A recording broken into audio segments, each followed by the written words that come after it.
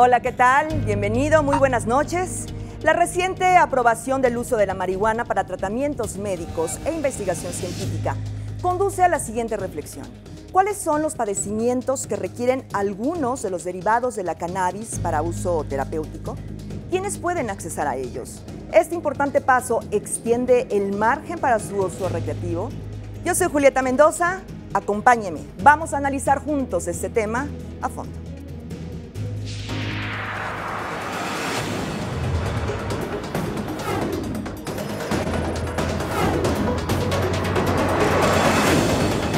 A fondo con Julieta Mendoza.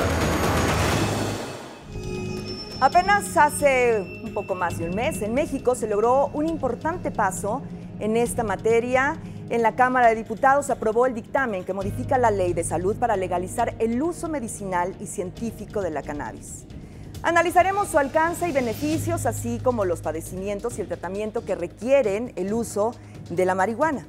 En la segunda parte platicaremos de las políticas públicas para el uso medicinal de la cannabis. En México, actualmente la marihuana es una droga prohibida, usted lo sabe, pero también permitida al mismo tiempo. Jurídicamente está incluida en el catálogo de las sustancias nocivas para la salud, pero su posesión y consumo en la dosis permitida por la ley es legal. Esta dualidad reconoce derechos del consumidor, pero al mismo tiempo lo ubica como potencial traficante. ¿Podría algún paciente que requiere del uso de la marihuana quebrantar esta ley? Hoy tenemos invitados conocedores de estos temas. También vamos a hablar de lo que eventualmente podría aprobarse a partir de lo que sucedió en la Cámara de Diputados hace más de un mes. Bueno, pues hoy me da mucho gusto saludar a quienes nos acompañan en esta mesa. Sara Snap, ella es maestra en políticas públicas por la Universidad de Harvard, autora del Diccionario de Drogas y consultora en políticas de drogas con acción técnica social y, bueno, conocedora de esta materia. Bienvenida, Sara. Muchas gracias. José Pablo Giró, bienvenido. También conocedor de este tema, tesorero de México Unido contra la Delincuencia e integrante de la Asociación Mexicana de Autoconsumo Responsable y Tolerancia SMART. Julio Senil, organizador de Expo WIT México 2017, cineasta, editor de la revista Cáñamo en México, y has organizado las primeras marchas de la legalización de la marihuana en el país. Llevas más de 16 años como activista en esta materia. Y doctora Lidia Barragán Torres, jefa del Centro de Prevención en Adicciones, doctora Héctor Ayala Velázquez de la Facultad de Psicología de la UNAM. Bienvenidos todos. Gracias. Bueno, pues una vez aprobado el uso médico de la marihuana, quedan muchas preguntas. Vamos a empezar con la principal, por básica y por micro, porque vamos a extender la lente. ¿Por qué se satanizó tanto tiempo la marihuana? ¿Sigue estando todavía en desconocimiento de la generalidad de la sociedad? ¿Quién quiere comenzar, por favor? Pues la marihuana se ha satanizado por una cuestión racista, principalmente. La prohibición de la marihuana surge, digamos, en Estados Unidos y tiene un contexto totalmente racista hacia los mexicanos. Entonces, ese estigma, digamos, se fue extendiendo alrededor del mundo y se logró, bueno, a través de esa prohibición alrededor de los años, al finales de los años 30, extenderse a todo el mundo, ¿no? Entonces, la marihuana o la cannabis es una planta que lleva miles de años con una sociedad, con una relación muy estrecha con la sociedad y lleva muy pocos años prohibida. Entonces, nosotros entendemos ahora que la prohibición no atiende a realmente una preocupación de salud, sino atiende a otros intereses. Cuando la cannabis se prohibió, también se prohibieron sus usos industriales, ¿no? De la cannabis se pueden hacer miles de productos. Entonces, cuando estaban surgiendo las fibras sintéticas y algunos medicamentos como la aspirina, veían en la cannabis pues un enemigo. Entonces, a partir de ahí, atendiendo intereses económicos principalmente, fue que la prohibición se fue dando más y más fuerte. Hasta ahora que, bueno, las evidencias indican que si hacemos un poco de estudios, vemos que la relación ha sido muy larga entre el hombre y la marihuana. Me gusta ese término, la relación entre el hombre y la marihuana. Dicen que mueren más personas traficando con la marihuana que consumiéndola. Pero, ¿qué opinan de este mismo tema que pusimos al inicio, eso, Sara? Sí, digamos que no tenemos ni un caso de una sobredosis por consumo de marihuana. Entonces eso lo sabemos, de que mientras en México pues el año pasado tuvimos el año más violento desde 2012. Entonces, lo que estamos viendo es que la prohibición y las políticas hoy en día están haciendo mucho más daño que el consumo de las sustancias en ciertos países, como México, como Colombia, como mucho de América Latina. Entonces, tenemos que repensar, siempre hablamos de reducción de daños hacia el consumo de las sustancias, que es importante. ¿Cómo podemos reducir el posible daño? Digamos que el alcoholímetro es un ejemplo de cómo reducir el daño de consumir alcohol, de que no puedes manejar mientras consumes alcohol. Y también tenemos que pensar cómo podemos reducir los daños de las políticas públicas que hoy en día estamos implementando, como ha sido la militarización de la seguridad pública en el país, como ha sido la criminalización de los usuarios, la encarcelación de muchas personas que forman parte de los eslabones más bajos de esta cadena de producción, los cultivadores. Entonces tenemos muchas víctimas de toda esta prohibición que no hemos estado dándoles la reparación justa que requieren. Y de ahí es donde muchos de nosotros hemos venido abogando para una regulación responsable de la marihuana y también de otras sustancias, porque justo porque tenemos ciertos peligros y ciertos riesgos asociados y también beneficios al consumo, el Estado debería mantener ese control, no el crimen organizado.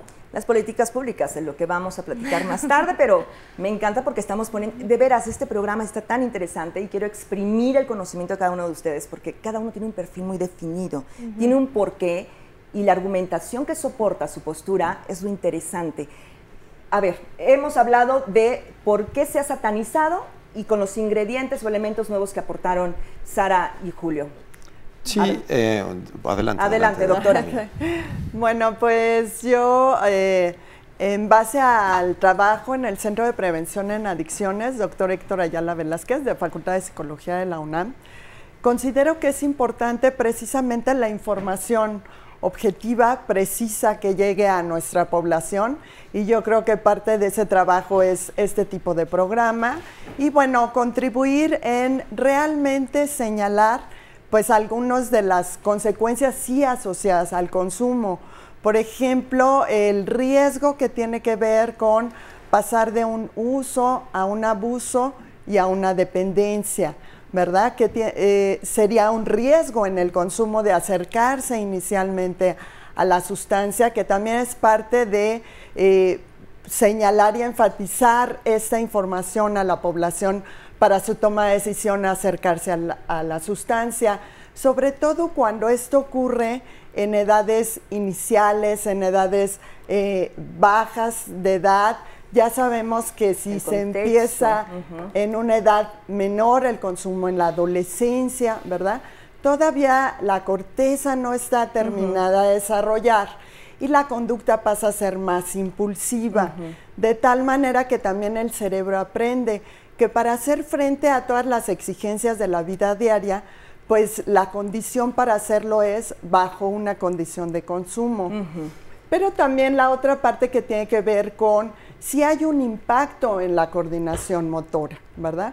Baja el riesgo, baja la precaución, bajan los reflejos, hay conducta impulsiva y la exposición a accidentes automovilísticos también es otra de las situaciones de riesgo.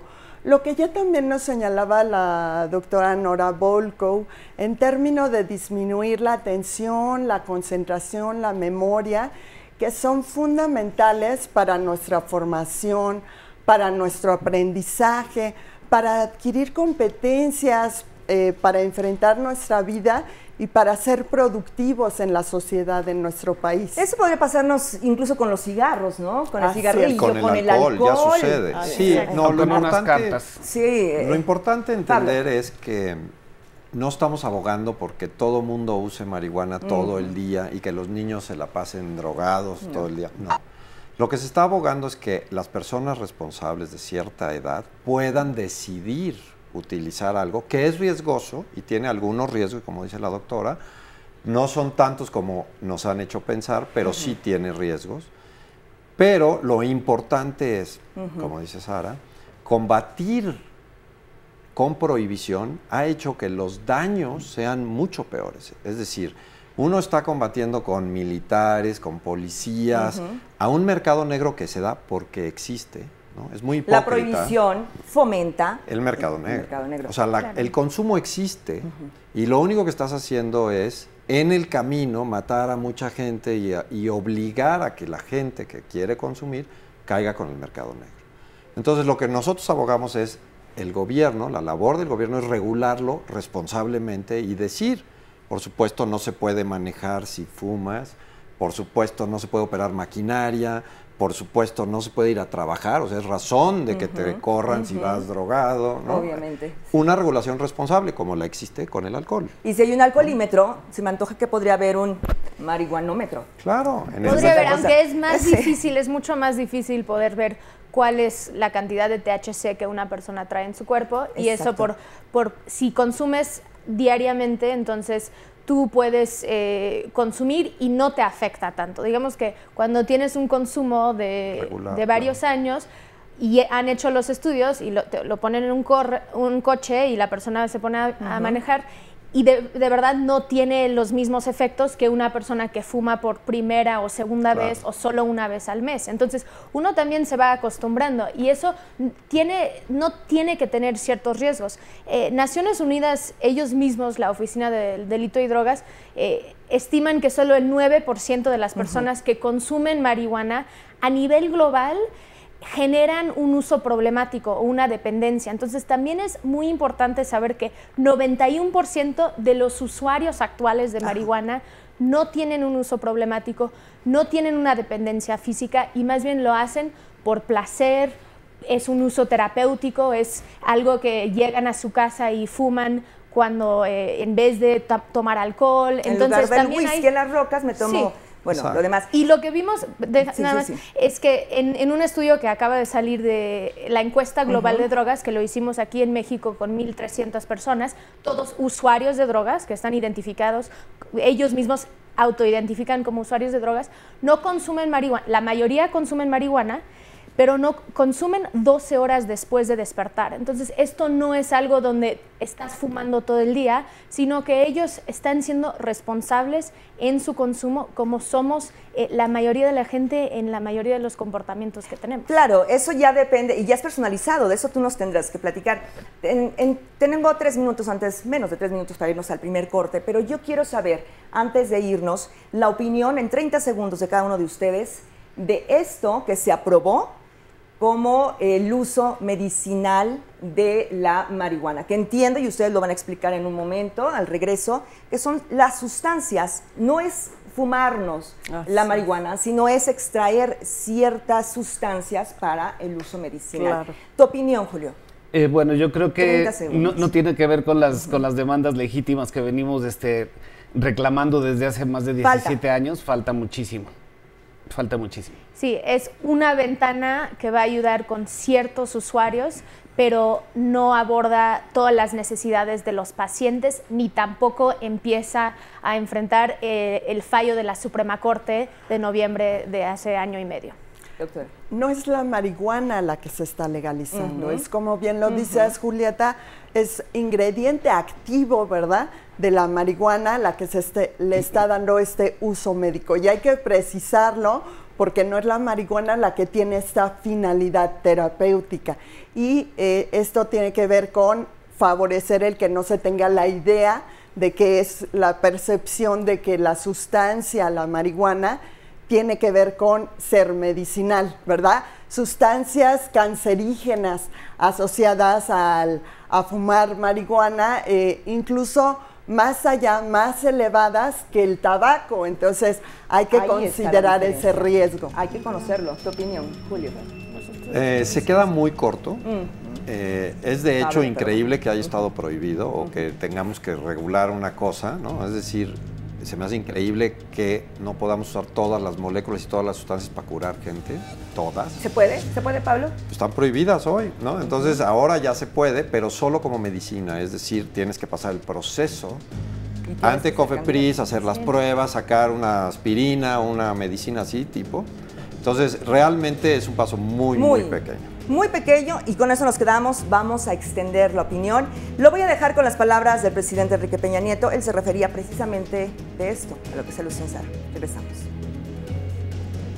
Se debe asegurar la disponibilidad y un mejor acceso de las sustancias controladas para fines médicos y científicos, evitando al mismo tiempo su desviación, uso indebido y tráfico.